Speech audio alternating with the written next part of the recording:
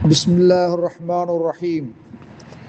الحمد لله رب العالمين والعاقبة للمتقين ولا عدوان إلا على الظالمين.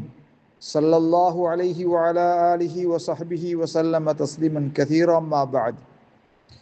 கணியத்துக்குரிய சகோதரர்களே, பெரியார்களே, எல்லா புகழும் புகழ்ச்சியும் ஏக வல்லவனான அல்லாஹு ஜல்ல ஷானுஹு வ தஆலாவுக்குரியதாயிருக்கும்.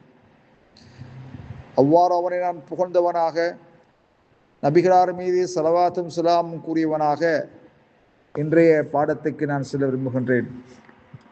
இன்றைய பாட தலைப்பாக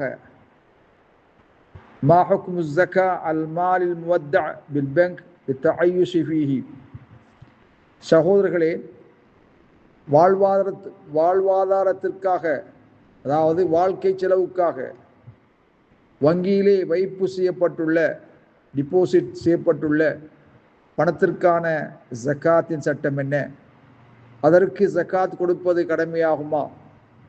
சகோதரர்களே, ஒரு நபர் தனது அன்றாட தேவைகள், குடும்ப செலவுகள் அல்லது ஓய்வூதிய கால வாழ்வாதாரத்திற்காக ஒரு குறிப்பிட்ட தொகையை வங்கியில் சேமித்து வைத்திருந்தாலும் அந்த தொகை நிசாப் என்னும் குறைந்தபட்ச எல்லையை அடைந்து தன்னிடம் சேர்ந்து ஒரு ஆண்டு ஹவுல், ஹிஜ்ரி ஆண்டு ஹவுல் பூர்த்தியாகிவிட்டால் அதன் மீது ஜக்காத் கடமையாகும்.